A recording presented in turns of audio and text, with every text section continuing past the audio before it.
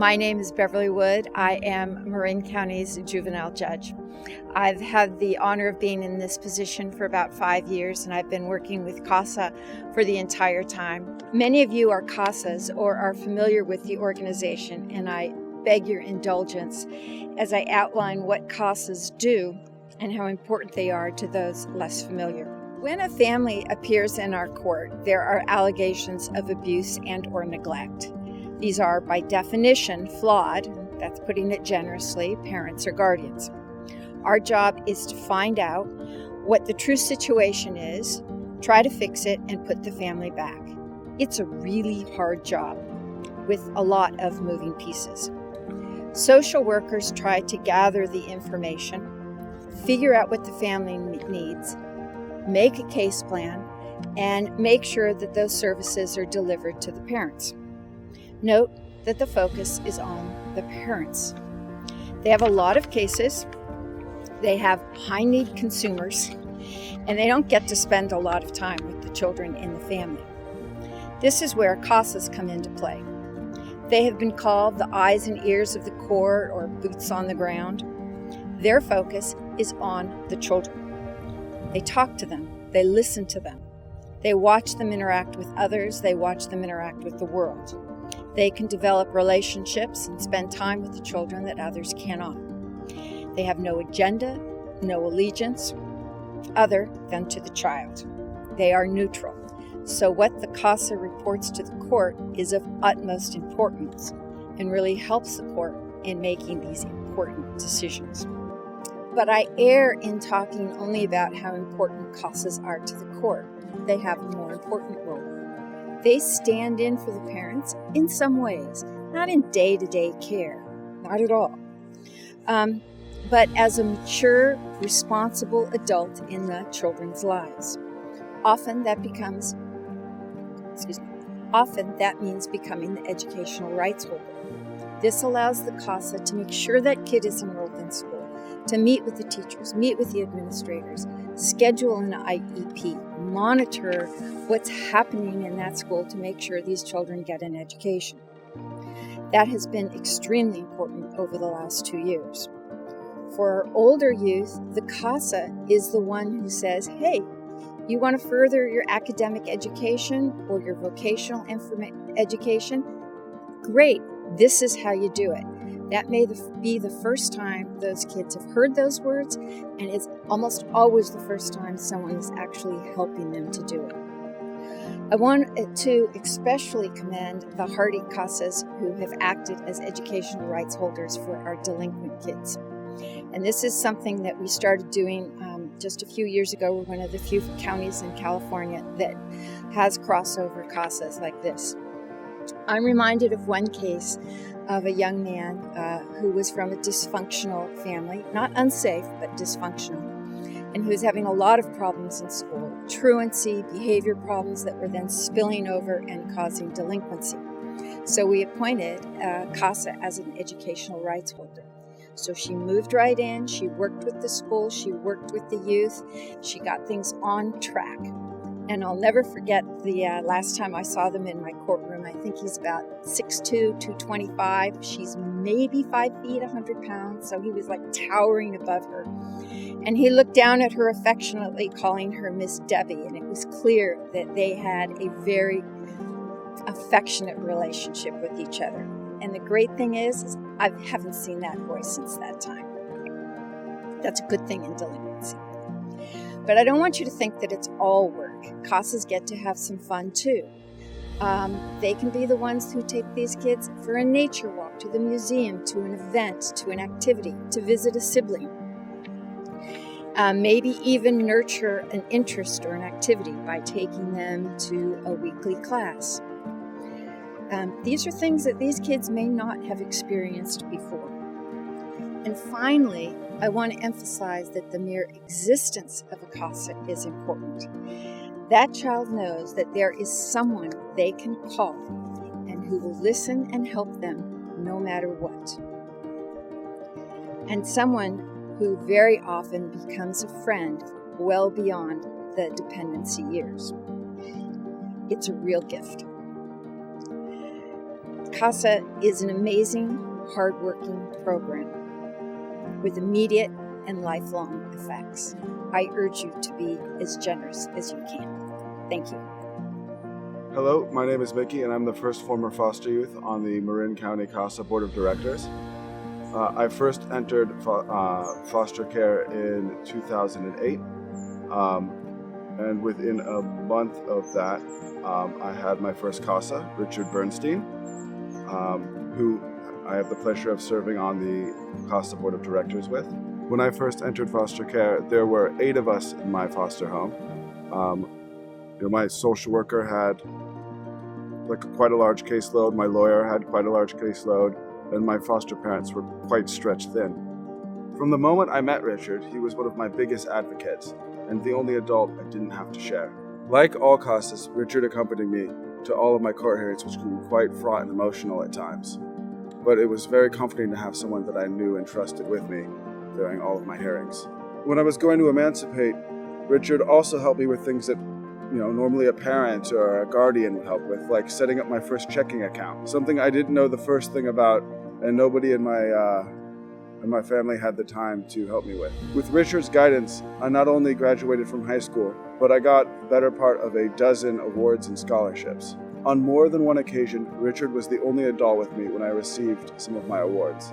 Richard did not only attend award ceremonies, he was also at the finish line when I finished my first half marathon. He was in the stands when I graduated from high school.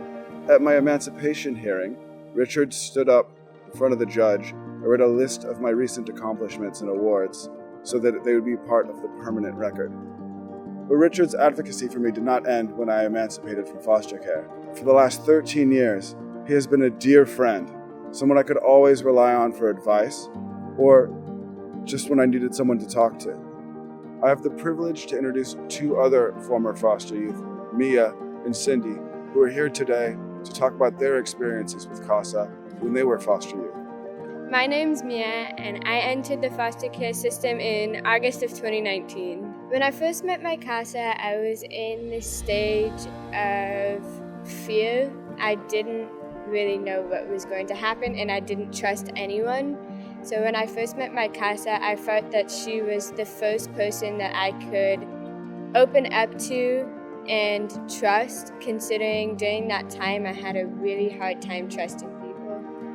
My living situation is I moved 3 foster homes in 3 completely different cities, and in my most recent foster home there were 4+ kids. I was the only kid that was stable, and there were other kids who were coming in and out of the house, so I never really felt like I was in a stable place.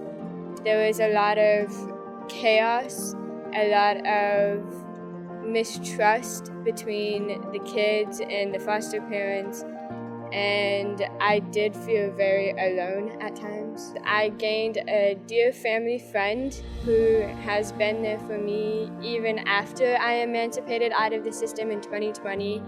And another thing is I gained someone I knew I could trust and rely on and speak to whenever I needed someone and I didn't feel like I had anyone else to speak to. We are still in touch. We have been in touch very frequently. We talk almost every week or every day sometimes. My CASA advocated for me regarding school issues. It was really hard to get me enrolled in school when I first entered into my most recent foster home. And she also advocated for my relationship with my mother. We hadn't talked for over 6 months, I believe, and she made it easier for me to regain contact with my mom. My CASA helped me move from my recent foster home into a home with my stepmother. She made it possible to find my stepmom, and she also got me out of the house as quickly as possible, considering there was a situation that happened in my last couple weeks there that made me feel like I couldn't stay in the house anymore. So after speaking with my CASA, she quickly got me out of the house into a home with my stepmom and my brother. The most important thing to know about how my CASA helped me was during my whole foster care experience, I felt that I could trust no one. I could speak to no one. I basically isolated myself, given that I didn't feel like I couldn't have anyone stable to talk to. A lot of people came and go in my life. I would talk to them once, never talk to them again. But with foster kids, a lot of us don't feel like we have any sort of stability, given the reasons I just explained. And with CASA workers, once they enter your case, they don't leave. And that can be very important for a foster kid, especially with the constant coming and going. So having a CASA would be really important to a foster kid because it gives us someone that we can consistently talk to and trust, and we know that we can rely on to be there for us whenever we need them, whatever the reasons may be. At my court hearings, they're very scary. I didn't feel I had any sort of protection, especially because my parent, who I came into the foster care system to get away from, would always be there. So having my CASA there gave me a sense of protection that I didn't have any reason to be scared, despite the fact that I had my parent who I didn't want to see there. And she gave me the emotional support that I needed, along with my lawyer, to basically make sure that I wasn't in a panicked setting, that I could be calm and collected and get through the hearings pretty easily. My most memorable experience with my CASA is one day after school, she came to pick me up from my foster home, and we went to a beautiful city. I don't remember the name of it, but we went to a beautiful city. We could walk by the water, and she brought her 2 dogs with her. So I met them. They were just the sweetest little doggies I've ever met. And we walked around the city just looking at the shops, walked by the water, we talked about everything that was going on. And then at some point we went to go eat at this coffee shop / bakery, and we just sat there and talked for hours. And in that particular moment was the moment where I really felt like I could just say whatever I needed to say with no shame. And I think for me, besides the first time we met, was the moment that we bonded the most, that our relationship, or at least on my end, became more secure, and I felt like I could really trust her. Hi, my name is Cindy. When I first met my CASA, it was really awkward, and I was really shy and curious about her because I have never had someone like that in my life before. So, like someone help me and care and show me love. What was your living situation like? My living situation was I was in 4 foster houses, and when I first entered, I went straight to emergency foster care, which was kind of hard because there was a lot of kids and they just kept coming and going, and it just felt hard, like getting to know like the kids, or getting to know how, if they were okay, or I try to talk to them mostly because I wanted to make sure they were okay, because what I've been through, so many hard stuff, so I want to make sure they were okay as well. But they kept coming and going, so I didn't really have that connection with other foster kids. 1 or 2 stuff that Nancy, my CASA worker, helped me with was advocating when I used to go to court and I used to feel like scared or like I couldn't do it. She was right there with me, and I felt safe. I felt good about myself. So I just felt like I had someone there to support me and go through the progress with me.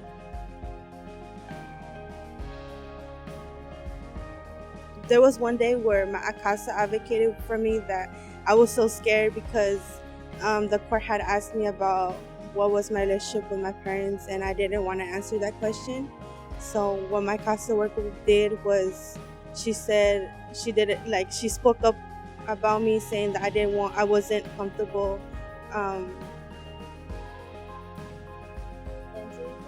answering the question. So like the judge understood, and like that was that. I'm still in touch with her. I have a good relationship with her, and she also has an amazing relationship with my daughter as well, and my family as well. Having a CASA worker is something amazing in life. So, yeah. My most memorable experience with my CASA worker is when I felt so sad, and I felt down about myself, and I felt like I didn't have anybody. I felt like I was, like, to be honest, ugly. I felt insecure about myself, and I guess like I didn't want to be at school anymore because I didn't feel good about myself. So I called my CASA worker, and I told her what was going on. And as soon as I told her, she, I guess, dropped everything for me and came to pick me up in school. And we had like a girls' day, which was super fun. And she took me to the mall, and we went to Macy's, and she took me to have a makeover, and she told me that was beautiful and to not doubt myself, and that was, worth a lot. After hearing those words, like, I felt good about myself. I felt safe. I felt like I had someone that really does care about me and that loves me. So I'm so thankful for her. I became a CASA in 2008. Since that time, I've had 5 cases, all boys, all doing reasonably well. And the last 3 have lived in the same home with the same foster parent. I've been incredibly blessed to have worked with the same foster parent that's done it for 20 years, has had over 100 kids, and has had amazing outcomes with all of them. Outcomes, it's a word people like to talk about. It's a word we like to attach to things that happen with our CASA kids. And we've had some amazing outcomes over the years. As I said, I've had 5 children in the foster care system. 3 of them have graduated from high school. 1 of them will graduate from high school. 2 of them are currently in college. And when you look at the overall graduation rates for people in foster care, these are amazing results. But I think all CASAs, myself included, like to talk about results that are unmeasurable. Obviously, graduating from high school, getting an advanced degree, they're all measurable results, but the unmeasurable ones are really the ones that we talk about. And as CASAs, we see kids pretty much at their rawest moment. They've been pulled out of the home that they know. They've been neglected and abused often. And on top of that, the system kind of rips them out of everything that was familiar and puts them in a new home with strangers, in an environment that they're completely and wholly uncomfortable. And we get to see them in that state. And as time goes on and we slowly develop trust with these children that have huge issues with trust and have huge amounts of pain and horror that they've been through, there is often a moment 9 months or 12 months down the road when we get to visit them and they look at us and they smile. And it maybe is the first time we've seen that kind of smile, because it says something different. It says that they've started to settle. And for the first time, we see a sense of hope, optimism, possibility in their lives, and truly some sense of joy. And these are truly unmeasurable results, but in many ways infinitely more important than the tangible, objective results that everyone wants to talk about. I especially want to thank the many that are listening and watching this that have supported us for many, many years. Without your help, we could not do what we're doing. So a big thank you to you all.